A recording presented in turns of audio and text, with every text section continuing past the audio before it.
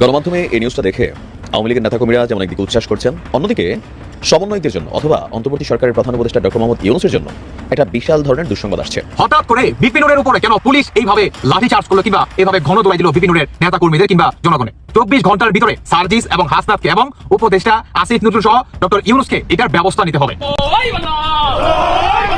মুজিব সারা বাংলায় ইউনূস তুই রাজাকার এই মুহূর্তে বাংলা ছাড়। শেখ হাসিনার সম্মতি নিয়ে ভারত অবৈধভাবে কাঁটাতারের বেড়া তৈরির কাজ শেষ করেছে। এক সংবাদ সম্মেলনে এসব কথা বলেন স্বরাষ্ট্র উপদেষ্টা অবসরপ্রাপ্ত লেফটেন্যান্ট জেনারেল মোহাম্মদ জাহাঙ্গীর আলম চৌধুরী। আসসালামু আলাইকুম প্রিয় দর্শক, গুরুত্বপূর্ণ ভিডিওতে আপনাকে স্বাগতম। দর্শক, আজকের এই ভিডিওতে বেশ কয়েকটি গুরুত্বপূর্ণ ভিডিও ফুটেজ নিয়ে হাজির হয়েছি। এমনকি দর্শক, আজকের ভিডিওর শুরুটা দেখেই বুঝতে পেরেছেন আজকের নিউজটা কতটা গুরুত্বপূর্ণ হতে চলেছে। এমনকি দর্শক, আজকের নিউজে কি ধরনের ভিডিওগুলো আপনারা দেখতে চলেছেন। তো দর্শক, যারা এই ভিডিওটি প্লে করেছেন তাদের উদ্দেশ্যে বলবো না টেনে সম্পূর্ণ ভিডিওটি মনোযোগ সহকারে দেখবেন, তাহলে এই বিস্তারিত বিষয়গুলো আপনারা বুঝতে পারবেন। তো দর্শক, আসুন আমরা আর কথা না বাড়িয়ে আমরা মূল ভিডিওটি দেখে আসি। তার আগে আমার চ্যানেলে নতুন হলে চ্যানেলটিকে সাবস্ক্রাইব করে রাখবেন পরবর্তী ভিডিওর আপডেট পাওয়ার জন্য। এমনকি দর্শক, একটি লাইক দিয়ে দেখতে থাকুন সম্পূর্ণ ভিডিওটি।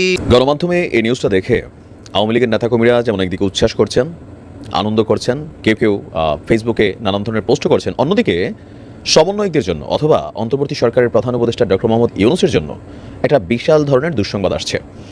আমি আগে বলছি যে সিদ্ধান্তটা এই রকমই করবে।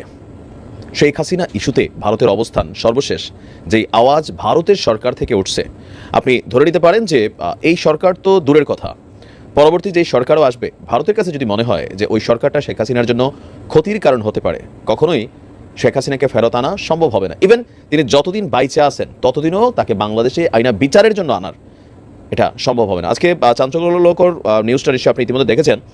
শেখ হাসিনা ভারতের জন্য অনেক করেছে, সত্যি সত্যি কিন্তু করছে, তবে ভারত সে কৃতজ্ঞতা আদায় করতেছে।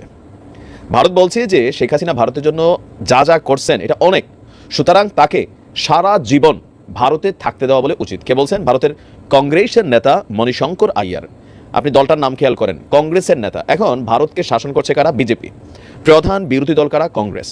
তো বিজেপি তো এমনি শেখ হাসিনাকে রাখার পক্ষে একটা নির্দিষ্ট সময়কালীন, এখন কংগ্রেসও এসে সেখানে মতামত দিল যে সারা জীবনের জন্য এখানে। তো বিজেপির যে এজেন্ডাটা ছিল, যেটা নিয়ে তাদের সংসদে তোলপাড় হয়েছিল মাঝখানে একবার, তো সেখানে এসে কি হয়ে গেল, তারা সবাই একই সুতোয় গেঁথে ফেললেন। মণিশঙ্কর আইয়ার বলছেন শেখ হাসিনা যতদিন চায় তাকে ঠিক ততদিনই ভারতে থাকতে দেওয়া উচিত। একই সঙ্গে বাংলাদেশে ভারতের কূটনৈতিক আলোচনা অব্যাহত রাখার গুরুত্ব তিনি তুলে ধরেছেন। আর এই তথ্য জানিয়েছে ভারতীয় বার্তা সংস্থা পিটিআই। ভারতের পিটিআই থেকে বলা হচ্ছে যে শেখ হাসিনা পালিয়ে ভারতে আশ্রয় নেওয়ার পর থেকে তিনি সেখানে আছেন। বাংলাদেশ সরকার গেল কয়েকদিন আগে তার পাসপোর্টটি বাতিল করেছেন, তবে তার পাসপোর্ট বাতিল করলেও এর কোনো প্রভাব পড়েনি শেখ হাসিনার উপর, কারণ ভারত সরকার তার ভিসার মেয়াদ পাসপোর্ট ছাড়াই বাড়িয়ে দিয়েছে। এছাড়া গ্রেপ্তারি পরোয়ানা জারির পর ভারতের কাছে শেখ হাসিনাকে ফেরত চেয়ে যে কূটনৈতিক বার্তা দিয়েছে, সেই বার্তাটিরও কোনো ধরনের জবাব ভারত সরকার বাংলাদেশকে দেয়নি। এখন আমাদের পররাষ্ট্র উপদেষ্টা তিনি বলছেন যে আমরা একটা ওয়ার্নিং নোটিশ আবার দেবো, মানে অ্যালার্ট করার জন্য আর কি, থাকে না আমরা যেমন ঘুম থেকে করার জন্য একটা অ্যালার্ট টিং টিং টিং বাজে, এরকম একটা অ্যালার্ট দেবো যে ভাই আপনাদের কি খবর, দিবেন নাকি।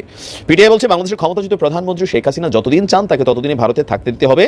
আর সাবেক ভারতীয় কূটনীতিক, দেশটির সাবেক কেন্দ্রীয় মন্ত্রী এবং কংগ্রেস নেতা মণিশঙ্কর আইয়ার এই দাবি তুলেছেন। হাসিনাকে প্রত্যর্পণের জন্য বাংলাদেশের যে দাবি, তিনি বলছেন শেখ হাসিনা আমাদের জন্য অনেক ভালো কিছু করেছেন, আমরা আশা করি এই বিষয়ে আমরা কখনোই দ্বিমত করবো না। আমরা খুশি যে তাকে ভারতে আশ্রয় দেওয়া হয়েছে। আমরা মনে করি যতদিন তিনি চান তাকে ভারতে আশ্রয় দেওয়া উচিত, এমনকি যদি তাকে সারা জীবনের জন্য রাখতে হয় ভারতে তাহলে তাই করা উচিত। আর গত মাসে ভারতীয় পররাষ্ট্র সচিব বিক্রম মিস্ত্রির ঢাকা সফর নিয়ে সন্তোষ প্রকাশ করে মণিশঙ্কর বলছেন বাংলাদেশের অন্তর্বর্তী সরকারের সঙ্গে মন্ত্রী পর্যায়ে নয়াদিল্লির যোগাযোগ স্থাপন রাখা উচিত।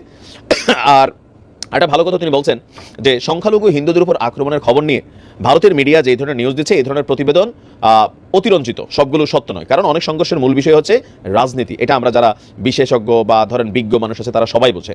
তাহলে প্রশ্ন হচ্ছে যে শেখ হাসিনার বিচার ছাড়া যদি নির্বাচন না দিতে হয় তাহলে কি আজীবন নির্বাচন হবে না? ছাত্ররা যে দাবি করছে জুলাইয়ের যে ঘোষণাপত্রে, সেখানে শেখ হাসিনার বিচারের ইস্যুটা খুবই কি বলা হয় যে গুরুত্ব পাচ্ছে। অপরদিকে সরকার বলছে ঘোষণাপত্র ঘোষণা করতে দেরি হবে। এবার জামালপুরে নিষিদ্ধ সংগঠন ছাত্রলীগ ঝটিকা মিছিল করেছে। 12 জানুয়ারি সন্ধ্যায় মেহেদী হাসান নামে একটি ফেসবুক আইডিতে মিছিলটির ভিডিও পোস্ট করে ক্যাপশনে লেখা হয় নিষিদ্ধ সংগঠন ছাত্রলীগের মিছিল। ধারণা করা হচ্ছে মিছিলটি ভোরের দিকে করা হয়েছে। 1 মিনিটের ওই ভিডিওতে দেখা যায় জনশূন্য সড়কে কয়েকজন নিষিদ্ধ সংগঠন ছাত্রলীগের নেতাকর্মী একটি ব্যানার নিয়ে স্লোগান দিচ্ছেন। নিষিদ্ধ সংগঠন ছাত্রলীগের নেতাকর্মীরা জয় বাংলা, জয় বঙ্গবন্ধু, শেখ হাসিনা আসবে, বাংলাদেশ হাসবে, কে বলে রে মুজিব নাই, মুজিব সারা বাংলায়, ইউনুস তুই রাজাকার, এই মুহূর্তে বাংলা ছাড় সহ বিভিন্ন স্লোগান দিতে দেখা যায় তাদের। এ বিষয়ে বৈষম্য বিরোধী ছাত্র আন্দোলন জামালপুর জেলা শাখার সদস্য সচিব আবিদ সৌরভ বলেন, প্রশাসনের আরো কঠোর হওয়া উচিত, নইলে কঠোর আন্দোলনের হুঁশিয়ারি দেন তিনি। এ প্রসঙ্গে জামালপুর সদর থানার ওসি বলেন, বিষয়টি আমরা জেনেছি, তথ্য উদ্ঘাটনের জন্য কাজ করছি, মিছিলকারীদের শনাক্ত করে আইনানুগ ব্যবস্থা নেওয়া হবে। আসিফ নজরুলের পদত্যাগের দাবি এটা যে কোনো সময় দেখতে পারবেন। রাজপথে মানুষ আসছে, যমুনার সামনে আন্দোলন করতেছে যে আসিফ নজরুলের পদত্যাগ চাই। হয়তো তাদের সারিতে আমিও থাকবো যে আসিফ নজরুলের পদত্যাগ চাই। ইলিয়াস ভাই গত ভিডিওতে কথাগুলো কিন্তু সুন্দরভাবে বলছে। দেখেন, শেখ হাসিনার পতনের আগে আমরা একটা কথা বলতাম যে শেখ হাসিনার পতন হইলে ফার্স্টে আমাদের 57 জন সেনা কর্মকর্তাকে, দেশপ্রেমিক সেনা অফিসারকে হত্যা করছিল, এই বিচারটা হবে, এই বিচারে শেখ হাসিনার ফাঁসি হবে, কথাগুলো বলতাম। তারপরে শাপলা চত্বরের কথা বলতাম যে শাপলা চত্বরের কথাগুলো কত মানুষকে মারা পায়, এটার বিচার হবে। তারপরে এত মানুষকে গুম করছে, এটার বিচার হবে। তখন তো আর আমাদের জুলাই আগস্ট ছিল না, তখন জুলাই আগস্ট তো পরে ঘটছে, কিন্তু ব্যাপারটা এখন অন্য জায়গায় চলে যাচ্ছে। আমরা সবাই জুলাই আগস্ট নিয়ে পড়ে আছি, কিন্তু পিসের ঘটনাগুলো আমরা ভুলে যাচ্ছি। জুলাই আগস্টে যে হত্যাকাণ্ড শেখ হাসিনা কেন করতে পারলো, এইটা যদি আপনি জানতে চান তাহলে আপনাকে 57 জন দেশপ্রেমিক সেনা অফিসার হত্যাকাণ্ডে যাইতে হবে, এখানে যাইতে হবে। কারণ এইটার মাধ্যমেই কিন্তু এদেরকে হত্যা করে কিন্তু শেখ হাসিনা স্বৈরাচার হওয়ার প্রথম ধাপ পার করে, আপনারা সবাই জানেন। কারণ এই দেশপ্রেমিক সেনা অফিসার থাকলে ইন্ডিয়াতে শেখ হাসিনাকে স্বৈরাচার বানাইছিল, এটা পারতো না, এটা আপনারা খুব ভালো করেই জানেন। আমি মনে করি সেনা কর্মকর্তাদের হত্যা করে শেখ হাসিনা স্বৈরাচার হওয়ার প্রথম ধাপ শেখ হাসিনা ক্লোজ করে, এটা আপনিও জানেন, আমরাও বিশ্বাস করি মনে প্রাণে। দেখেন, ব্যাপারটা হচ্ছে এখন এই যে এতগুলা মানুষ জীবন দিল, 2000 শহীদ হইল, 20 থেকে 22,000 আহত, এর ত্যাগের বিনিময়ে যে আমরা যে সরকারটাকে বসাইলাম, এই সরকার কি জনগণের আশা পূরণ করতে পারতেছে?